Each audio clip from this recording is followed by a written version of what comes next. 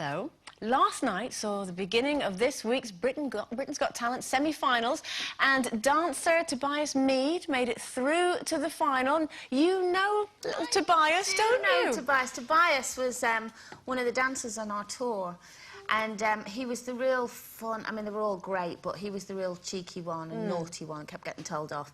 And he's such a lovely guy, and he's had a hard time of it growing up because his parents and his brothers didn't want him to be a dancer and all of that. And so to see him... Oh, and on the opening night of our tour, we rehearsed for 6 weeks. He was brilliant. He used to do this backflip on stage. He did it on the opening night, the opening night show, and broke his heel.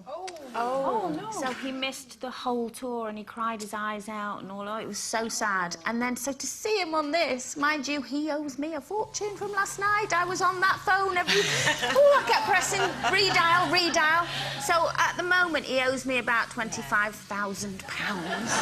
But, oh, it's so great to see someone so talented and so nice doing so well, and it means such a lot to him. So I was absolutely thrilled to see him on there. He's brilliant. Well, he wasn't the only star of last night's show.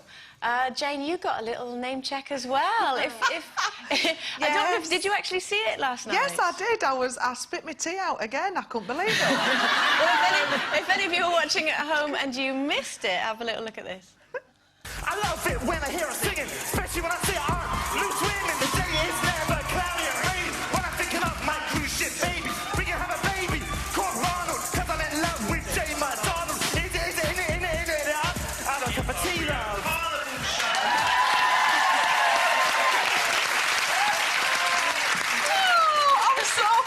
I'm so flattered, and he's sweet. I love his fake tan as well, because he's got a tide mark all the way down his leg. He's very funny, and I think it's great because I mean, it's camp, isn't it? That's what he's all about. And I love it because he does it to wind Simon Cowell up. I'm sure it's just a wind-up for Simon Cowell, so I'm glad he's got that far. Jen, I actually don't think he does it as a wind-up. I mean, I do think that's his act on a cruise ship, probably. I think he's over the top, you know, he knows he's over the top. The only thing for me with him, and it was great to see all of that, and he is entertaining, he kind of, because Simon has got that impression of cruise ship entertainers, that's his impression of them. And I think he's just added to that. He's everything that Simon thinks cruise ship entertainers are. Is he a real cruise ship entertainer then, or is he just taking the Michael? He does the ferry. Oh, there you go. But that's my only thing, I think, because there's great entertainers. Thank you for standing up for cruise ship singers. That's very good of you, Colleen, because they're very good. Back to business. A study of 3,000 couples has revealed that a lack of sex, spontaneity and romance makes it harder to maintain a loving relationship. More than 50% of those questions said their partner was no longer the affectionate and giving person that they were at the start, with a third admitting that acts of spontaneity are all but dead and gone. Gone. No, it's me. Just thought it was funny.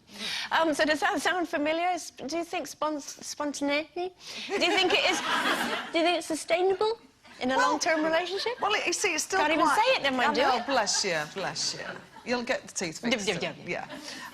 You see, it's still quite new for Ed and I. We're still on that, you know, rosy glow. Which is nice, and it's still just 2 years, so we're still finding out a lot about each other. And I feel a bit sorry for Ed, because he literally has to make an appointment just to be spontaneous, really. And, he is very spontaneous, and he's got a wild imagination as my own. What is it? Tell us more. Oh, no, I don't think I can, really. This is a daytime show. But anyway, I was potting my plants the other day. You know, because I've got domestic now. Still don't cook, but I was potting my plants. I had my marigolds on with my compost. And he was there potting with me. Is that what it's become? I know. Potting plants at the weekend. I love it. And, of course, his shed's outside, so I do visit him now and again. Was that a spontaneous bit of potting? Yes. Yeah. It was spontaneous potting. We'd been to garden centre with my mother, and she told me what to get and things like that. And it was really good fun. I know it sounds like... And he sort of started talking to me like he was the gardener. And I thought... Really? I thought, where's this going? It did. It went all the way there, yes, it did. It was really good.